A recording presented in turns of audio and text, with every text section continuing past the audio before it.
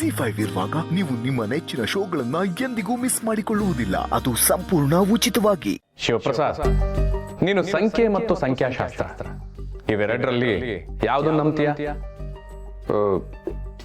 ಸಂಖ್ಯೆ. ಸರಿ ಶಿವಪ್ರಸಾದ್, 3 ಸಂಖ್ಯೆಯಲ್ಲಿ ನಿನಗೆ ಜೀವನದ ಪಾಠವನ್ನು ಹೇಳ್ತೀನಿ, ಕೇಳಿಸ್ಕೋ. ಒಂದು ಕಾಗದದ ಮೇಲೆ ಸಂಖ್ಯೆ 6 ಬರಿ ಶಿವಪ್ರಸಾದ್.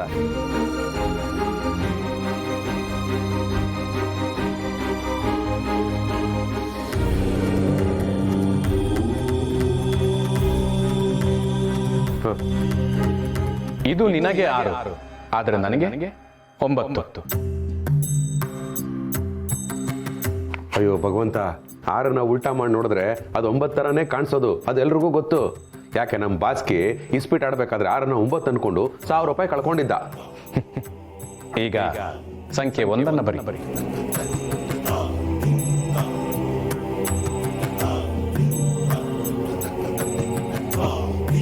ಇದು ನಿನಗೂ 1, ನನಗೂ 1.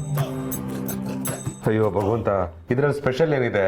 1 ಅಂದ್ರೆ ಸಿಂಗಲ್ ಲೈನು, ಯಾವ ಕಡೆಯಿಂದ ನೋಡಿದ್ರು ಒಂದೇ. ಈಗ ಶೂನ್ಯ ಬರಿ ಶಿವಪ್ರಸಾದ್. ಭಗವಂತ, ನಾನು ಸ್ಕೂಲಲ್ಲಿ ಇದ್ದಾಗಲೂ ಇಷ್ಟೆಲ್ಲ ಬರ್ದಿರ್ಲಿಲ್ಲ. ಕೆಲವೊಂದ್ಸಲ ಶಾಲೆಯಲ್ಲಿ ಕಲಿಯಲಾಗದ್ದು ಜೀವನ ಕಲಿಸುತ್ತೆ.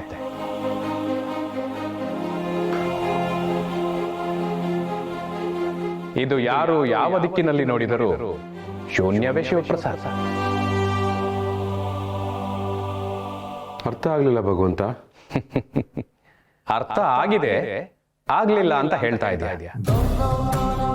ಇರ್ಲಿ, ಅರ್ಥ ಆಗದೆ ಇದ್ದವರಿಗೆ ಇನ್ನೊಂದ್ಸಲ ಹೇಳ್ತೀನಿ. ನಿನ್ನ ದಿಕ್ಕಲ್ಲಿದ್ದಾಗ ಇದು 6, ನನ್ನ ದಿಕ್ಕಲ್ಲಿದ್ದಾಗ 9. ಆದರೆ 1 ಅನ್ನೋದು ನಿನಗೂ ನನಗೂ ಇಬ್ಬರ ದಿಕ್ಕಿಗೂ ಒಂದೇ. ಇದು ಅಕ್ಕಪಕ್ಕದವರಿಗೆ ಯಾವ ಅರ್ಥವನ್ನು ಕಲ್ಪಿಸೋದಿಲ್ಲ. ಆದರೆ ಶೂನ್ಯ ಅನ್ನೋದು 0. ಎಲ್ಲರ ದಿಕ್ಕಿನಲ್ಲೂ ಎಲ್ಲರ ದೃಷ್ಟಿಕೋನದಲ್ಲೂ ಒಂದೇ ಅರ್ಥ. ಹಾಗಾಗಿ ಸತ್ಯ ಅನ್ನೋದು ಶೂನ್ಯ. ಯಾರು ಯಾವ ದಿಕ್ಕಿನಲ್ಲಿ ಹೇಗೆ ನೋಡಿದರೂ ಅದು ಬದಲಾಗೋದಿಲ್ಲ. ಕೆಲವೊಂದು ವಿಚಾರಗಳು ಸಂಖ್ಯೆ 6 ಇದ್ದಂತೆ. ಅದು ನೋಡುವ ಕಣ್ಣಿಗೆ, ಅರ್ಥ ಮಾಡಿಕೊಳ್ಳುವ ರೀತಿಗೆ ಅನುಗುಣವಾಗಿ ಸಂಖ್ಯೆ 6ರಂತೆಯೂ ಕಾಣಬಹುದು, 9ರಂತೆಯೂ ಕಾಣಬಹುದು. ಆದರೆ ಸಂಖ್ಯೆ 1 ಅನ್ನೋದು ಎದುರು ಬದುರು ಇದ್ದವರಿಗೆ ಮಾತ್ರ ಅರ್ಥವಾಗಬಲ್ಲದು. ಈಗ ಅರ್ಥ ಆಯ್ತು ಭಗವಂತ. ಒಬ್ಬರ ಅಭಿಪ್ರಾಯ, ನಿರ್ಧಾರ, ಮಾತು ನಮಗ್ ತಪ್ಪ ಕಾಣಿಸ್ಬಹುದು, ಆದರೆ ಅವ್ರಿಗೆ ಅದು ಸರಿಯಾಗೇ ಇರುತ್ತೆ. ಬಟ್ ಸತ್ಯ ಅನ್ನೋದಿದ್ರೆ ಎಲ್ಲರಿಗೂ ಒಂದೇ ಥರ ಕಾಣಿಸುತ್ತೆ ಅಲ್ವಾ ಭಗವಂತ? ಇದೇ ದೃಷ್ಟಿಕೋನದ ಸೂತ್ರ. ಮನುಷ್ಯ ಕೆಲವೊಂದು ಬಾರಿ ಇನ್ನೊಬ್ಬರ ದೃಷ್ಟಿಕೋನದಲ್ಲಿ ನೋಡಲು ಕಲಿಯಬೇಕು.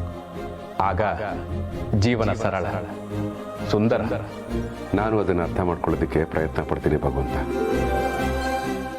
Z5 ಆಪ್ ಡೌನ್ಲೋಡ್ ಮಾಡಿ ಎಲ್ಲಾ ಸಂಚಿಕೆಗಳನ್ನು ಸಂಪೂರ್ಣ ಉಚಿತವಾಗಿ ನೋಡಿ.